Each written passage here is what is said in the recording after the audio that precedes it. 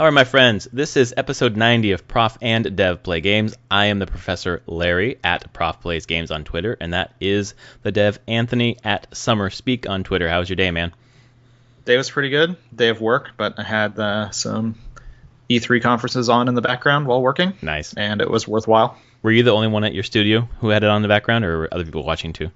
No, I was the only one. Okay.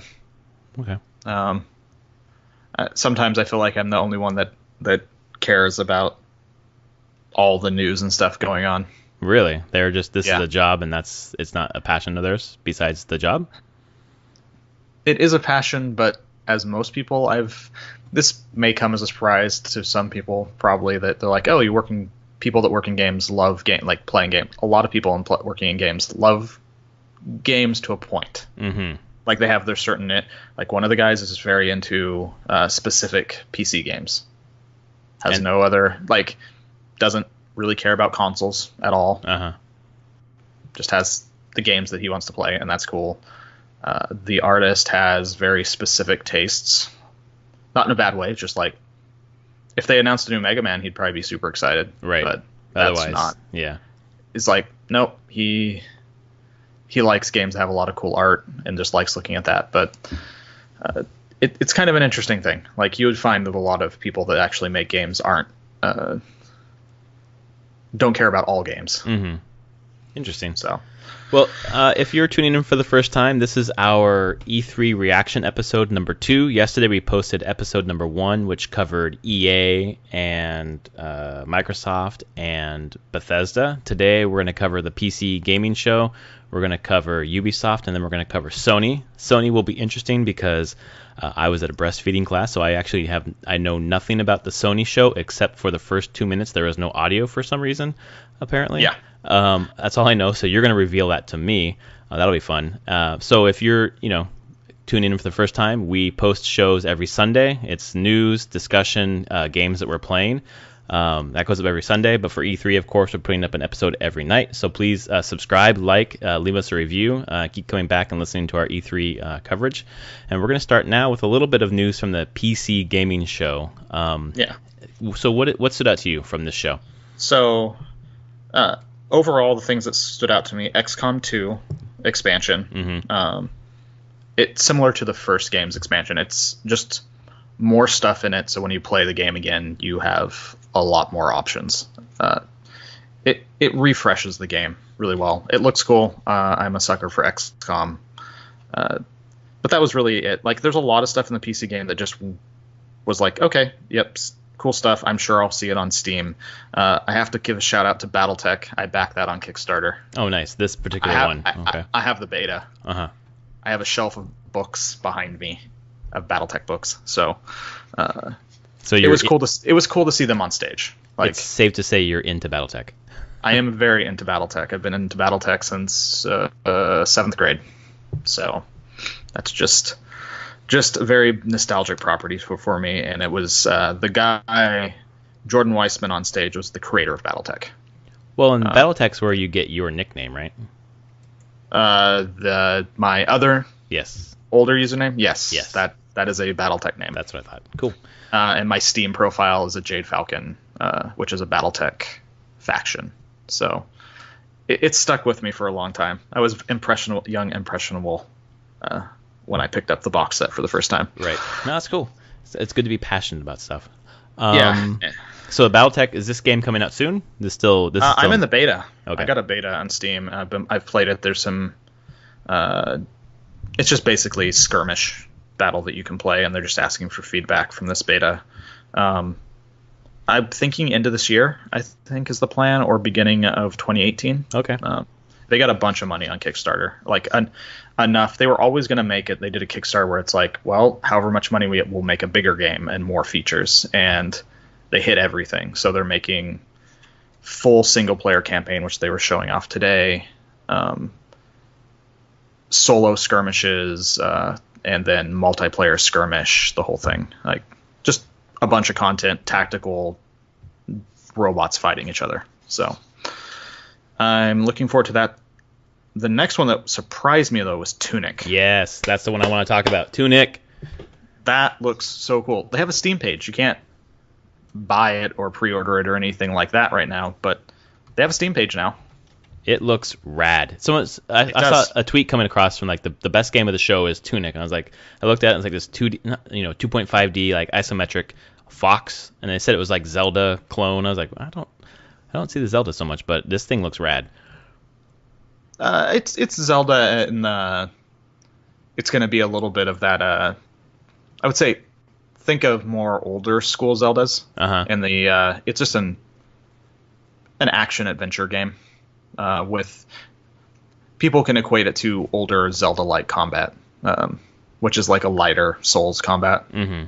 So that's what it looked like to me. I mean, it's just going to be adventuring as a little cute fox dude, through really gorgeous environments. Yeah, the design looks great.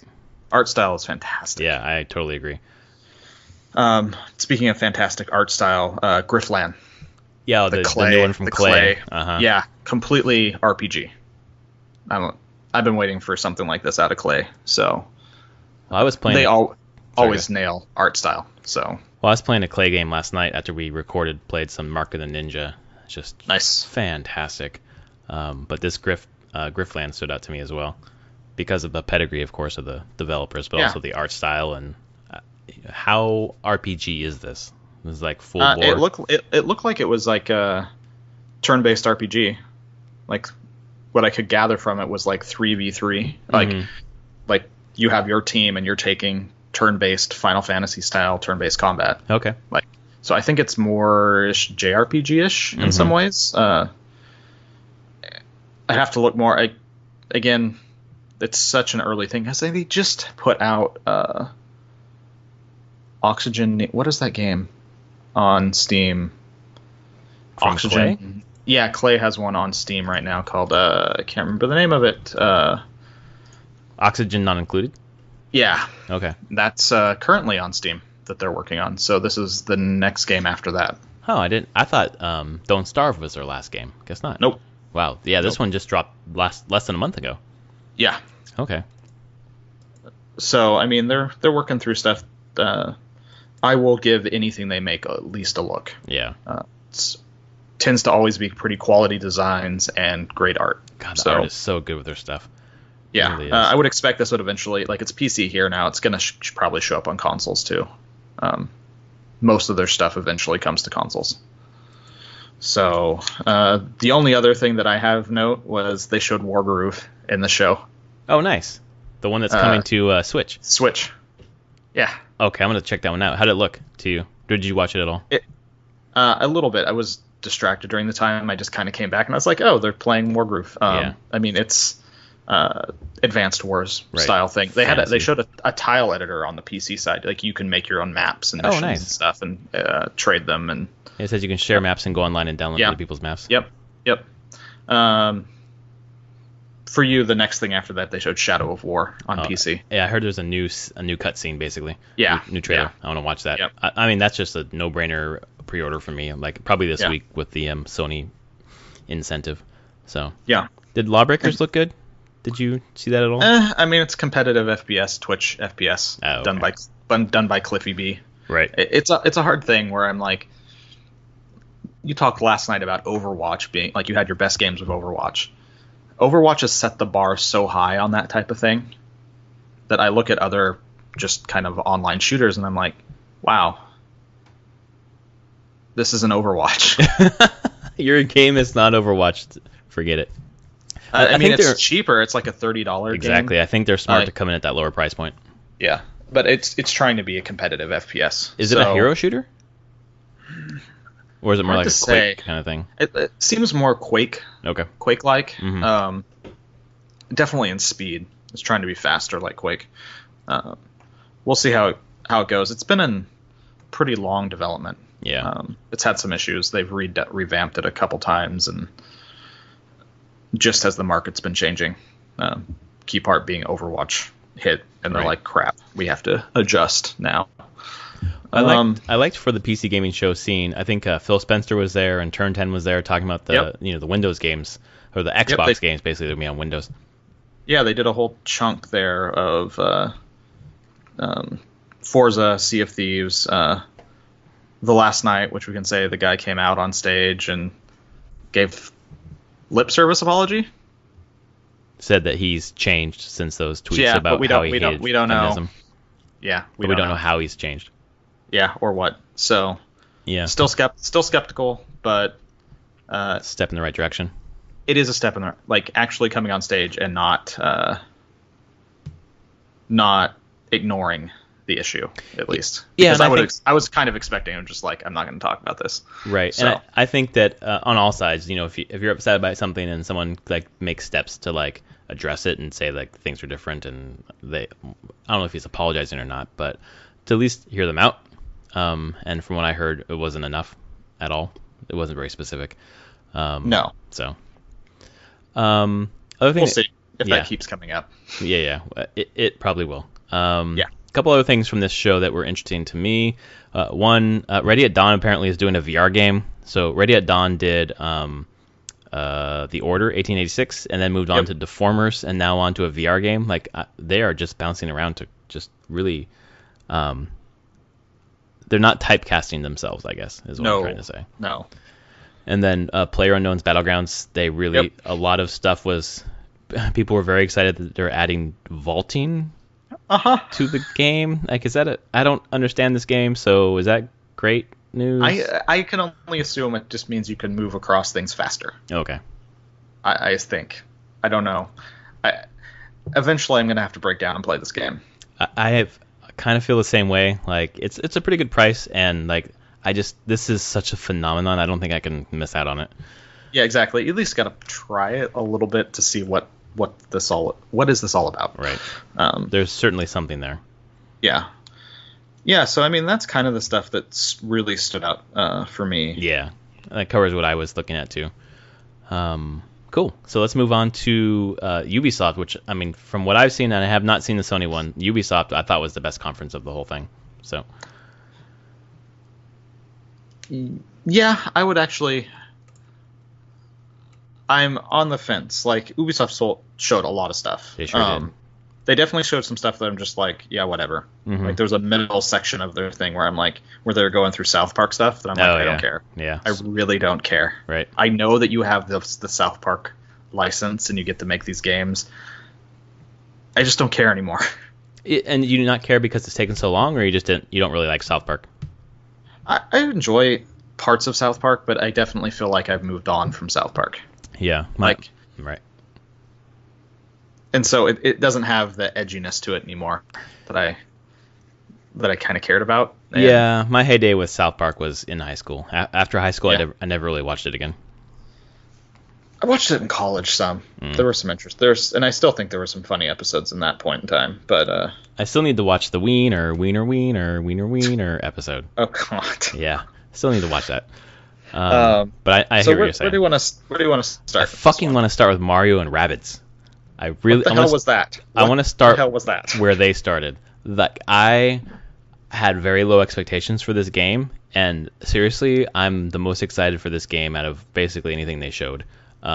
It's Mario and I don't fucking know Rabbids, but it's Mario XCOM. It's freaking XCOM with Mario. It looked rad. It's not at all what I expected. I mean, I expected an RPG. I did not expect a tactical RPG. Yeah, and it's with deformable, breakable terrain, and oh my god, what are they doing? And Miyamoto was there. Yeah, what? you have Miyamoto with Yves Guillemot or whatever his name is. Yeah.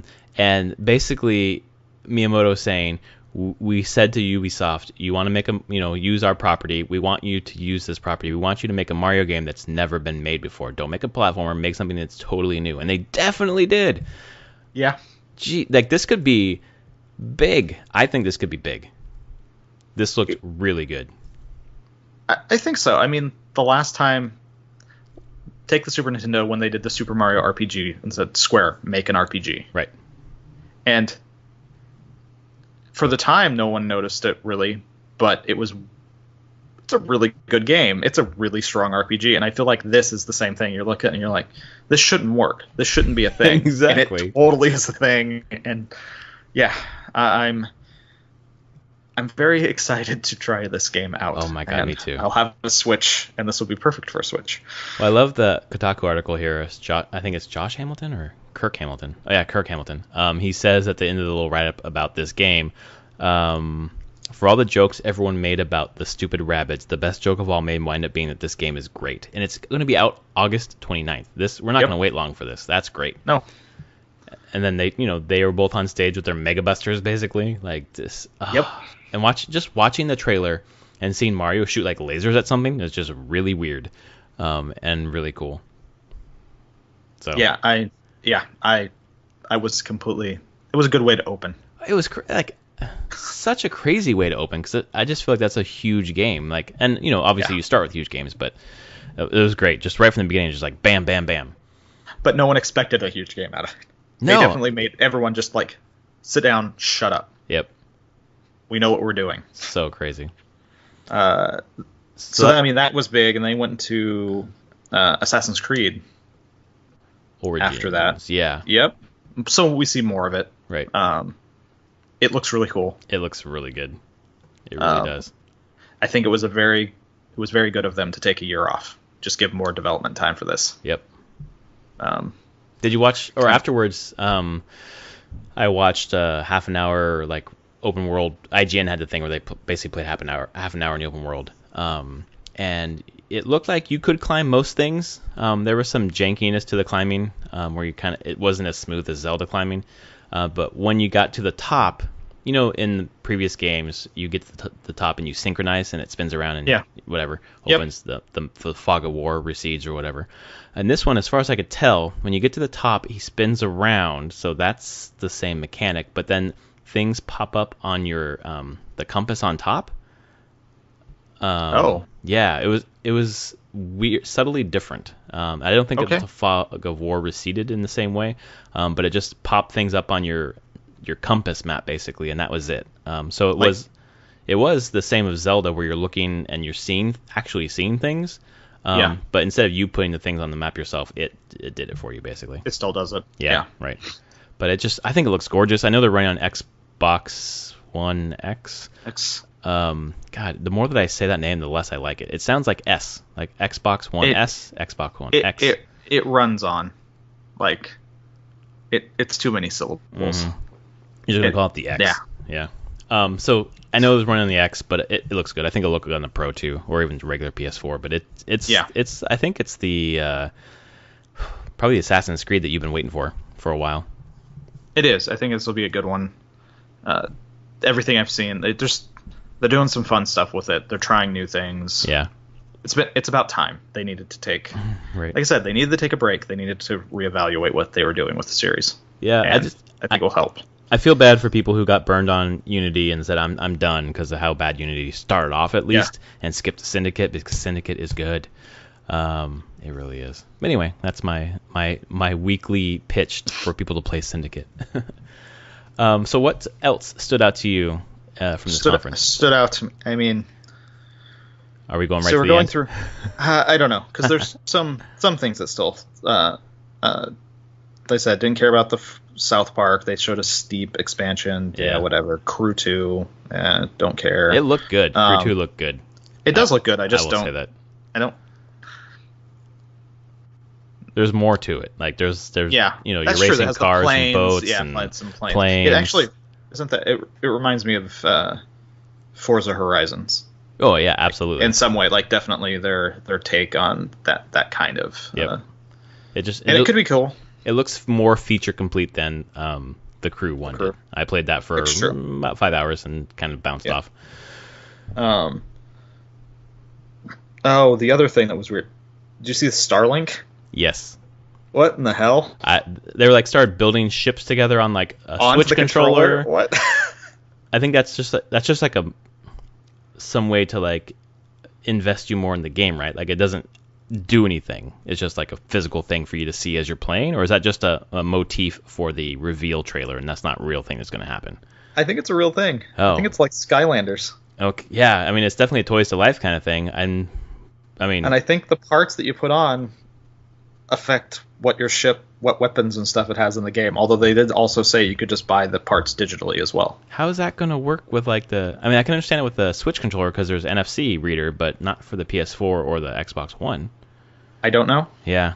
Okay. Yeah, I looked at it. It looked intriguing, and I liked that there was a Switch component to it. Yeah, it was definitely. I was like, this is their take. I'm like, oh, Ubisoft hasn't been in the market, this like toy game market. Right. This is their take. They want in at the end of it. I think so. Yeah, I think that's come and gone. And what do we have left? We have Skylanders. Amiibo. Lego. Amiibo, kind of. Exactly. Yeah.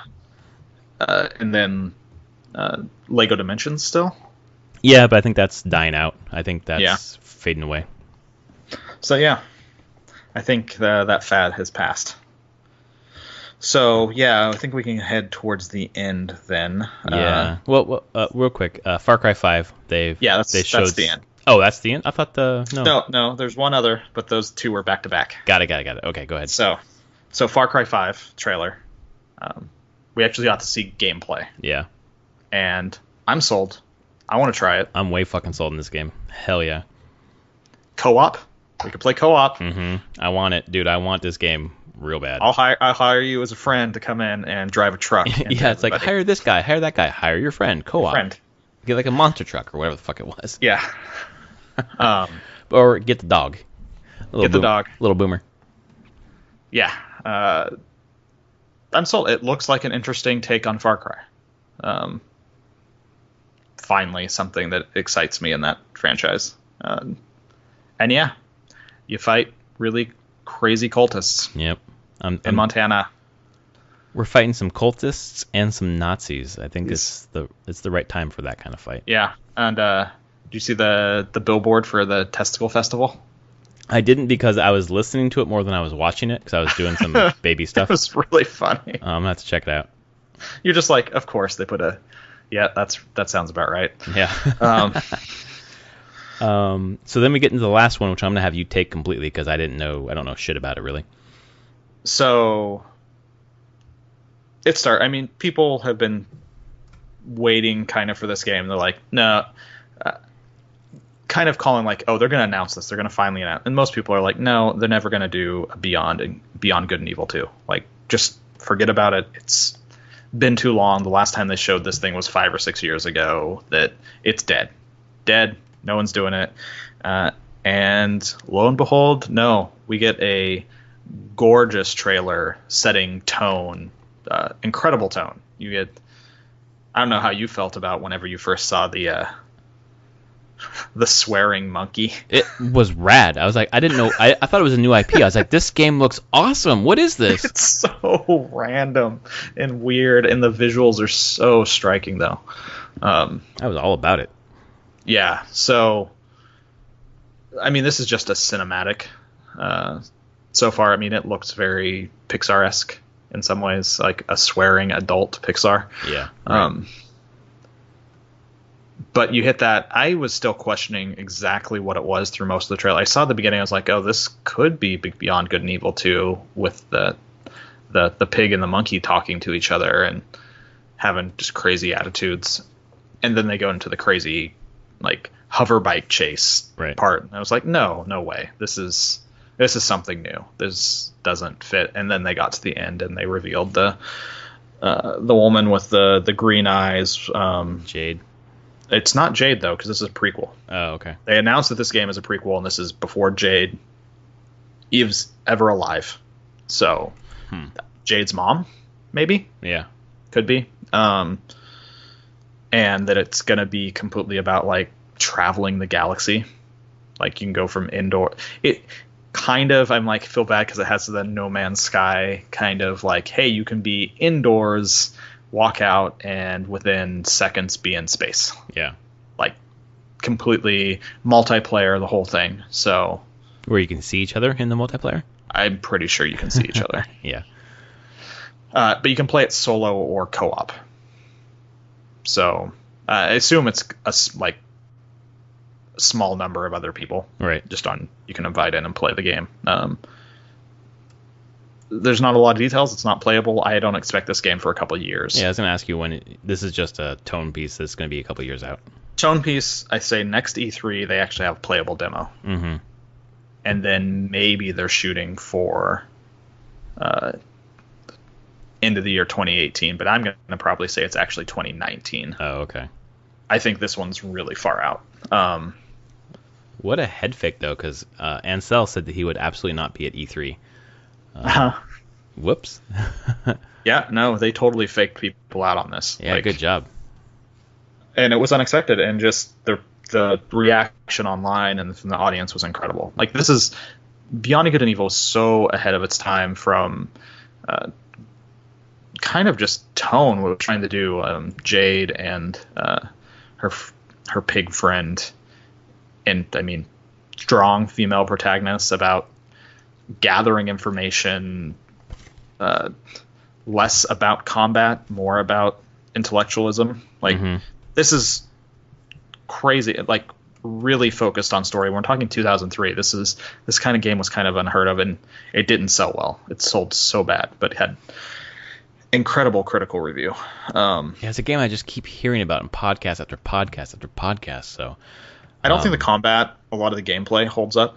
I mean, after 14, 15 years, right? It's third-person action-ish type game. I mean, this was the early days of those in some ways still. I wonder if they're going to remaster the original. I mean, that is definitely a possibility. If you want to play it, you can play it on Steam right now. You can buy it and or get it on you Steam. play too, yeah. Yeah, I mean, it's totally available, but I could totally see them doing a remaster, and from now between when the second one comes out, it'd be pretty easy money, honestly. Yeah. So yeah, I mean, that ended on a pretty high note. You're just like, holy cow, yeah, you guys are doing this, and there's tons of feels in the audience and on stage, and you're just like, holy crap, this has been a long time coming. Well, and the whole conference was, I think, pretty well done. There were a couple of valleys, but mainly it was just peak after peak after peak. Yeah. So I agree. And it was shorter too. I mean, I look at the number of games they did a smaller number of games, but they really focused on some big ones. Right. So, and then we get to Sony. Okay, and I don't know shit about this, so I'm excited. Okay, so Sony starts. They have a small 5-piece music group with sitar doing kind of Middle Eastern type music. Mm-hmm. And you're like, okay, what are they going to be showing? Like, okay, what's this going to transition to? Really, Uncharted Lost Legacy is what they opened. They opened with Lost Legacy, okay. They did. They opened with that, showed you a lot more of the interactions between the two leads and kind of set up the story. Then they go coming out right into Horizon DLC. Oh, right. The Frozen Wilds, which will be out sometime this year. So okay. I bet fall, end of summer, fall. Looks cool. It's Horizon. It's all in very snowy parts. It's basically, I'm like, yep, more Horizon. Can't really tell if it has what new stuff it has in there. Right. It's just an expansion from what is in the base game. Okay. Yeah. And then they go into a longer Days Gone segment. And this one was about 10 minutes long. More just killing zombies or something different? No. This was nothing about... Like, there were some zombies, but you weren't fighting them. Someone was supposed to come back who is like a mechanic at wherever your base is. You camp, and hasn't come back, so you ride your bike out, and you go try to find him. What happens? Oh, the big thing that happens, right? Like, the motorcycle riding seems really cool, very fluid. You get clotheslined, though. And then you just get this brutal combat scene where you stab the hell out of it. Like, just brutal. Your guy is not nice. Wow. The guy you're playing, not nice. Like, will just murder people. So they responded to the criticism. Sorry, go ahead. It's kind of savage. Like, but yeah. They're showing that humanity's as frayed, and it's at its edge here. And you go find that your mechanic has been kidnapped, by another gang of humans, and you need to go rescue him. And you actually use the zombies as distraction. Mm-hmm. So like you set them upon. It actually reminded me. I have a thing here, kind of Horizon-like, and it's hiding in different grass, setting traps, things like that. Like this showed a much more methodic approach to rescuing your friend, and yeah. So it feels like it's going to be in some ways Horizon-like. Like they're definitely taking Ben Studios taking some inspiration from Horizon, which isn't shocking. Did they give a release date? 20. No. No. Okay. Nope, I didn't write down a release date. I didn't see one at least. Well, I think last year they didn't give release dates for anything. I thought so. No, they have some release dates here. Okay. There's a few. A lot of it is actually a number of it was like early 2018. Yeah. Then after those three, which has been about 18 minutes, 15, 18 minutes, then Shawn Layden comes out. Oh, so there was no one out there till then. Nope. Wow. Cool. Just trailer, thing. He comes out, talks for maybe 2 minutes, name drops, Nier, Persona 5, Horizon, like just exclusives that are doing really well on their platform. Right. I was just surprised they name dropped Nier and Persona. Yeah. On stage. Like, they're doing so well. They're outperforming. They are doing really well. Yeah. It's just kind of weird to hear him talk these niche games. Well, these are also things that set them apart from what Xbox is doing. So. Yep. And then he leaves going like, this next one is very near to my heart. Near and dear to my heart. Not like NIER. No. And I'm like, what the hell is this? I'm watching the trailer. It's Monster Hunter. Shut up. It's It's called Monster Hunter World. I had to look this up. Oh, right. They just did we just saw the copyright for that come out. Yeah. It's not exclusive. Okay. To PS4. It's going to be on PC and Xbox. But yeah, Capcom is bringing, it's a very high def Monster Hunter co-op, 4-player co-op to the consoles. But not Switch. Well, this one isn't on Switch, but Switch gets a different one because they put that out. The cross or whatever it is. Yeah, cross, right. Which is more in line with your traditional Monster Hunter. Right. Cool. This one is that was a big thing. And then they just go right into another trailer, and you're looking. I'm like, this looks like Shadow of the Colossus. It is Shadow of the Colossus. No way. A remaster. Nice. Like redoing Shadow of the Colossus for the PS4. It looks gorgeous. Ted, if you're listening, I'll finally fucking play that game then. Yep, and that's in 2018. Okay. Monster Hunter World is 2018, and then they go from Shadow of the Colossus into Marvel vs. Capcom Infinite. They do a story mode, nice, showing some of that. It comes out September 19th, but there's a story demo available now. Oh, well, I know what I'm doing tonight. There you go. They showed more. They showed Mega Man and Zero, Thanos, Gamora, Rocket's in it. They just showed more characters and more stuff. Like, it's Marvel vs. Capcom. Right. So it was mostly play a demo right now. Go. Then they went into Call of Duty World War II. It's World War II Call of Duty. Right. I really want... It looks very pretty. How many times can you storm the beach of Normandy? Does it have something else to say about it? Anything? Like... Right. I feel like they can't do a game of World War II without touching that topic. It's fine. It's just mostly I'm like, this has been done. Is there a new perspective you want to bring to it? Is there something... it's good to remind people about kind of... I feel like in some ways people are forgetting about World War II and what it clearly means, and this might really help in some regard, being like, no, like, you kill Nazis in this game, lots of them, clearly. Like, let's show you what the hell was going on in the late 30s and mid 40s. So that could actually be a good thing. Yeah.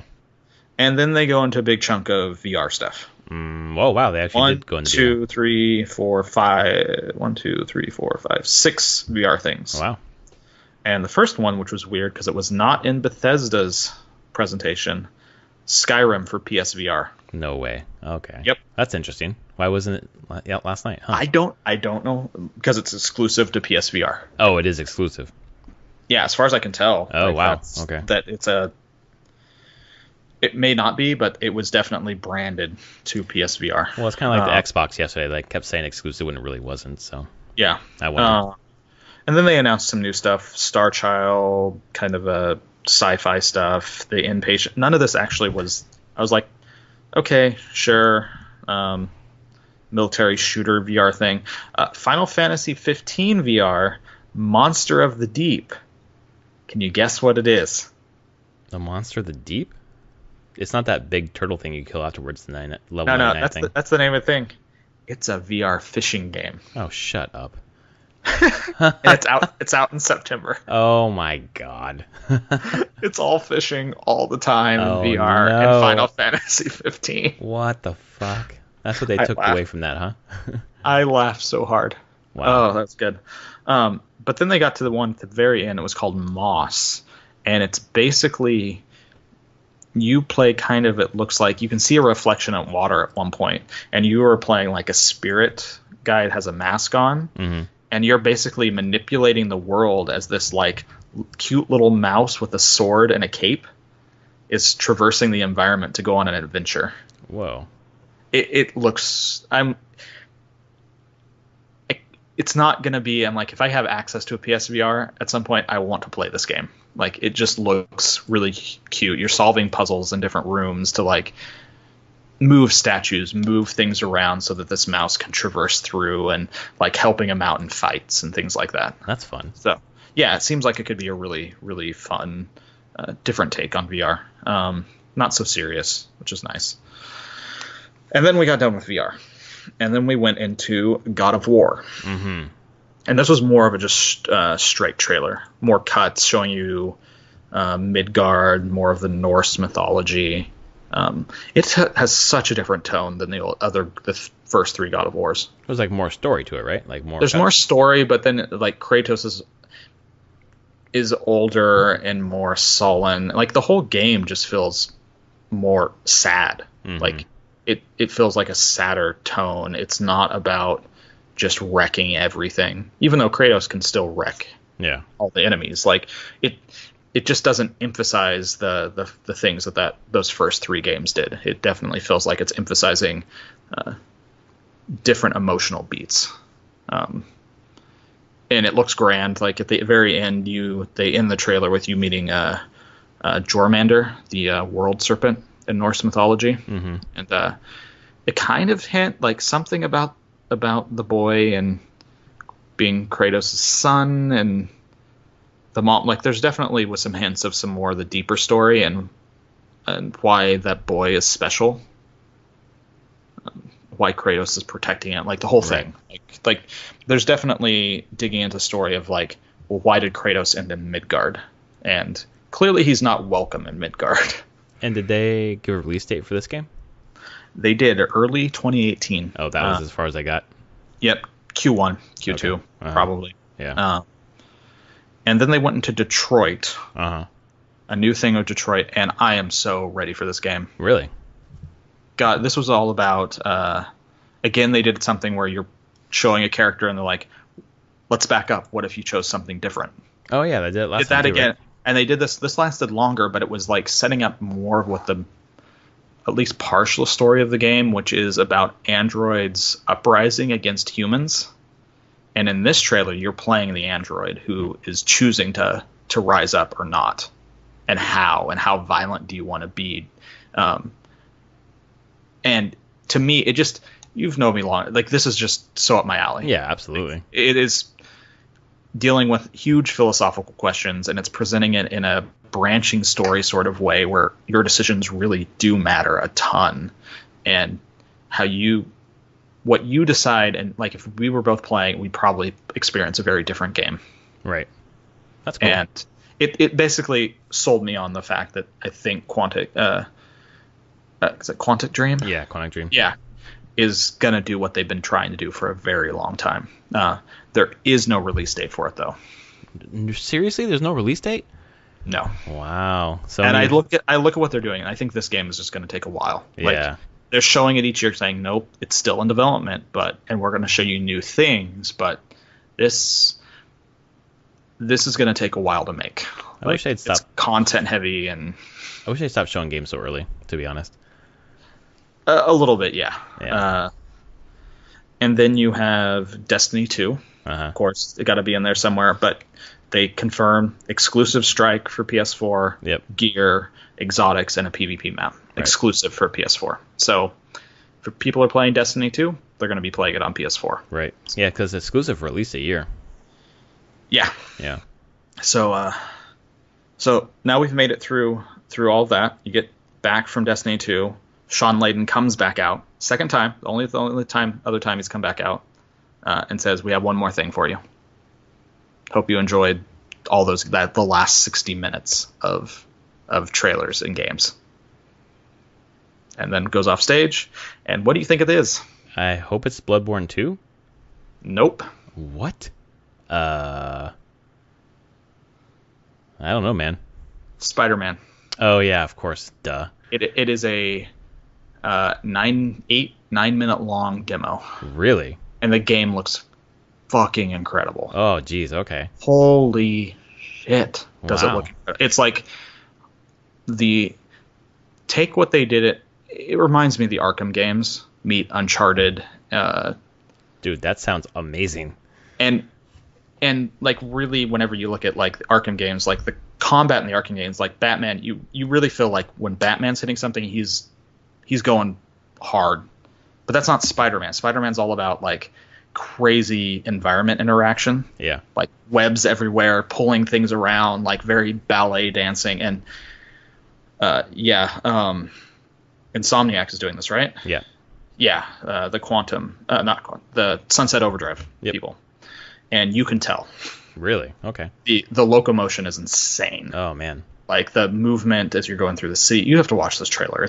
I'm going to watch it. I hit the end out and I was like, holy crap. Like, I'm in. I'm so in for this game. And then that ends. Then it stops. And then they do a little stinger. Do you know who Miles Morales is? So he was the Spider-Man for the Ultimate Universe. Okay. It was like the early 2000s. And he's African-American Latino mix. Right. And they tease him in it. Like, so he would in be the the trailer, main character?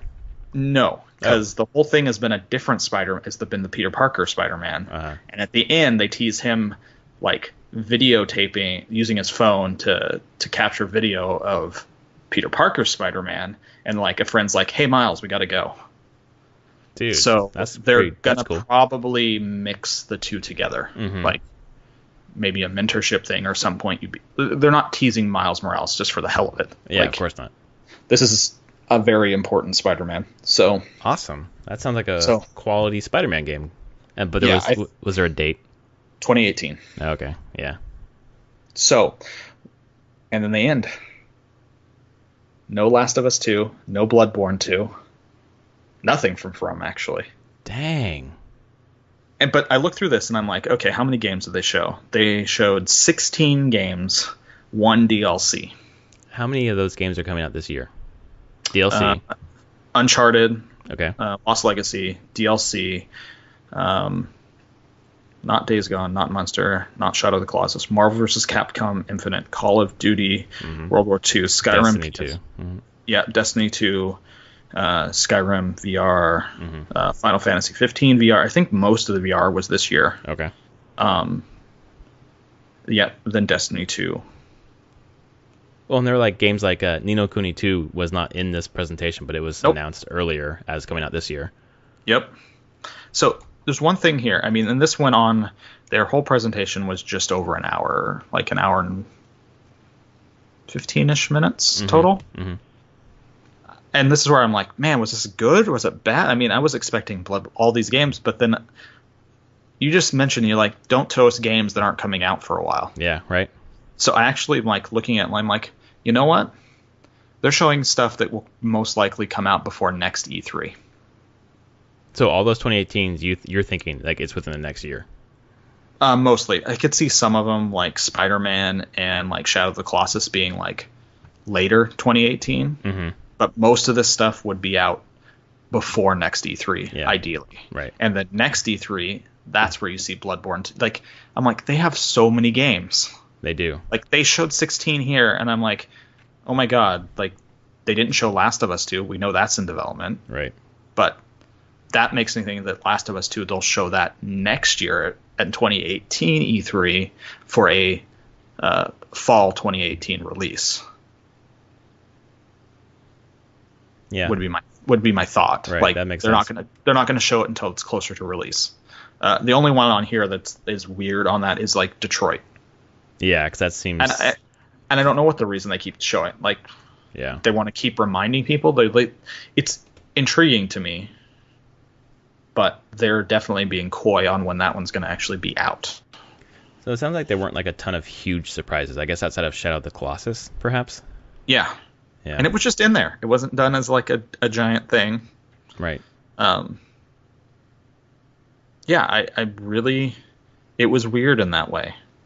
And like I said, they didn't have any stage presence for anything. Yeah. It was just trailer.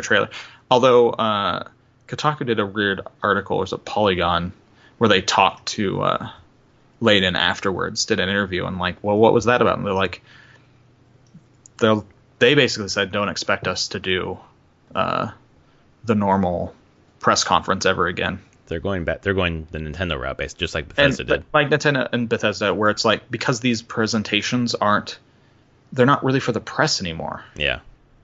And they're for a direct conversation and direct showing to people who buy games. Right. So what do those people don't care about sales numbers? They don't care about specs. They don't care about, for the most part, a lot of like devs coming on and like talking about the game.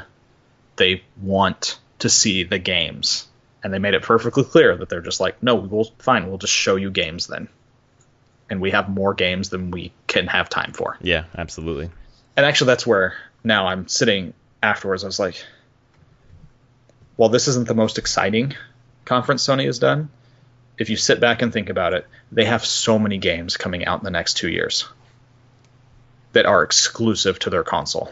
Right, and that's something that Microsoft doesn't have. You will never play these anywhere else. Like, I went down the list. There's 1, 2, 3, 4.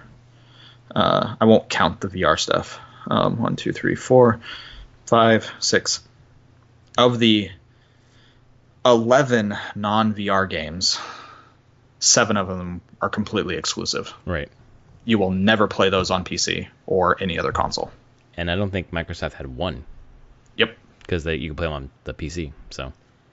So, and Sony hasn't even, like you said, shown Last of Us 2, Bloodborne 2, which we know is in development somewhere. Yeah. No Armored Core. Sorry, Anthony. No Armored Core, but any other thing from that they have exclusivity to. Like, you just look at this, you're like, going forward, they're going to have some high quality exclusive games for a long time. This is what 26 studios gets you. Yeah, and it's definitely putting that message out there that this is the place to play games that you can't play anywhere else. And we're just going to have games. Yep. And that's great. I mean, that's such a great message for PS4. And that's the message that Xbox should have taken away, and they didn't. So. Yeah, and it's basically, I mean, Sean Layden even said it's all about the games. Yeah. He said that on stage, and he was like, yep. I'm like, that's exactly how I felt after this presentation. Well, I'm looking forward to Nintendo's tomorrow for some, I don't know. I guess I'm waiting for like the thing that I just didn't expect to be announced. Yeah. We're getting a lot of quality announcements. Like, don't get me wrong, like a lot of these games look great, but I haven't been like this like surprise punch basically, you know? Yeah. So, the closest I got, like, Beyond Good and Evil 2 today, and then I was not expecting the Spider-Man thing to be as cool as it looked. Awesome. I can't wait to watch I was that like, trailer. Whatever. It's just Spider-Man. Like, it's just... And then you watch it and you're like, no, this is a badass Spider-Man game. Awesome. So, yeah. That's Monday. Woof. There's a lot, yeah. That was Monday. One more presentation day, and then we'll see what else trickles out of E3 over the week, and we can talk about it on Sunday. Yeah, so we're wraps up today's conferences, all 3 of them. Nice little bow here. Definitely check out our thoughts about the weekend conferences with part 1. This is part 2, and then tomorrow we'll put up part 3, which will be all about Nintendo. It's going to be a 25-minute presentation, probably pretty rapid fire like some of their older other directs. So there might be a lot of information there. Plus, there are going to be a lot more kind of gameplay reveals during the Treehouse stream. Yeah. So it might be a lot to unpack. But thanks for sticking with us. Again, this is Prof and Dev Play Games. If you like us, go ahead and hit that subscribe button. Leave us a review. We'll be here talking about E3. We usually post on Sundays, but we're doing special E3 coverage now. So thanks for staying with us. And thank you, Anthony, for staying up late to record this with me. No problem. I'd be up this late anyway. Oh, awesome. But I'm going to stop, and I'm going to go sit on the couch and start reading a book. Because you finished Persona, right? No, I haven't. Okay. I don't want to start now. Yeah. No. Because then I won't go to sleep. That's right. Go read a book. That's a good idea. We'll record earlier tomorrow. Yes, hopefully. for sure. And then we can finish recording the Nintendo stuff, and then I can hopefully finish Persona tomorrow. Excellent. That sounds like a good plan. Yeah. All right, folks. Thanks for listening. We'll see you tomorrow night. All right. Good night, everyone.